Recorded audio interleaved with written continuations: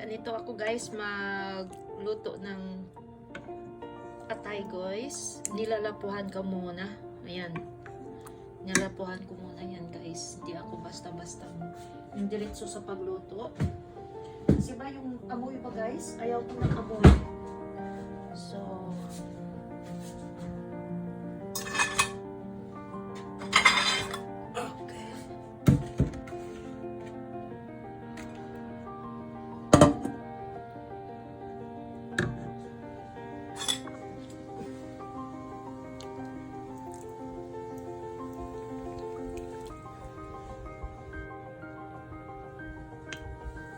tapos hihiwa-hiwain ko yan siya guys bago ko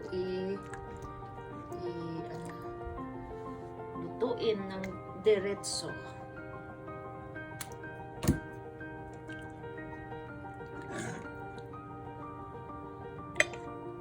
Beef ito.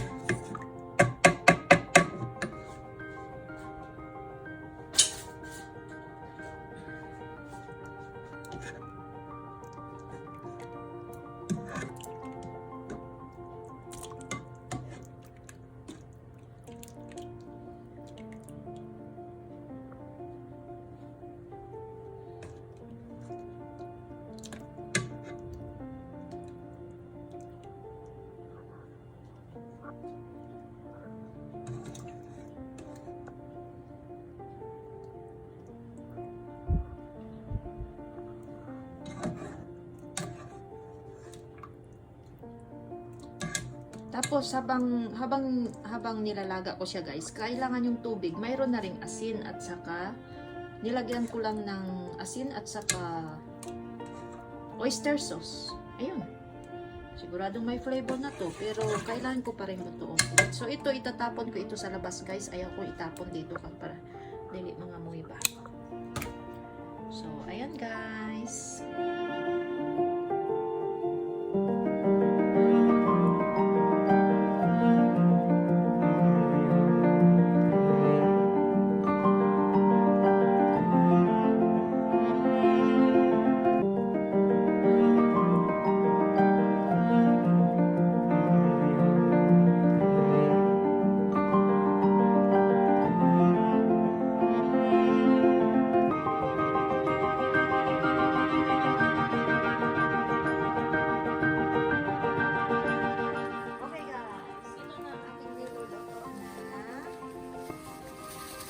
Beef liver. Ayan, lagyan ko na ng mga frozen. Alam mo guys, itong mga food na to, mula ito sa school ng aking anak guys. Cookman School. Shout out to Cookman School.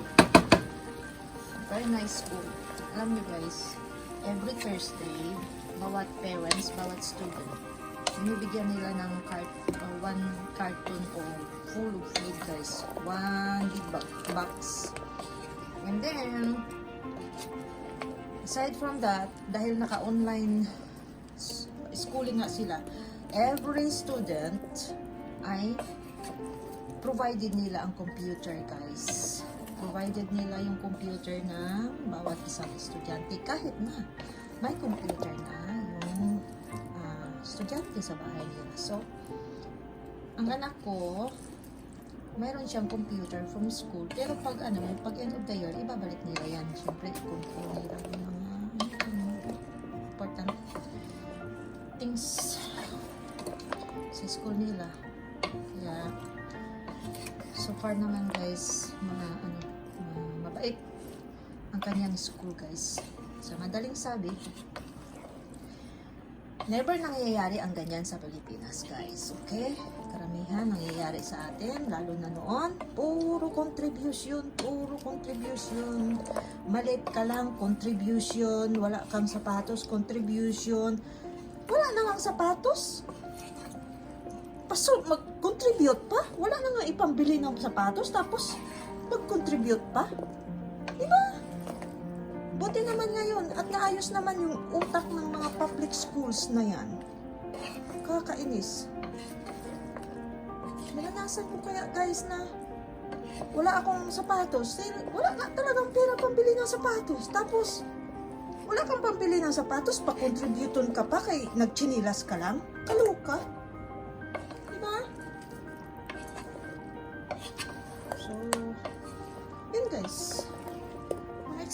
sa buhay na tayo lang talaga ang humanap ng paraan para masolusyonan yung mga experience natin, personal experience natin na hindi natin pwedeng ipagmanas o ipadanas sa ating mga susunod na henerasyon, lalo na sa ating mga anak. Kaya ito guys, tuwang-tuwa ako dito. Karamihan naman dito guys sa Amerika ang school guys. Karamihan. Maliban lang doon sa nung nasa Missouri kami guys. Ewan ko, public school man naman yun. Bro, bakit nagbabayad doon sa pagkain ng anak ko? Mahal pa naman. Oo. Ang mahal ba? Grabe.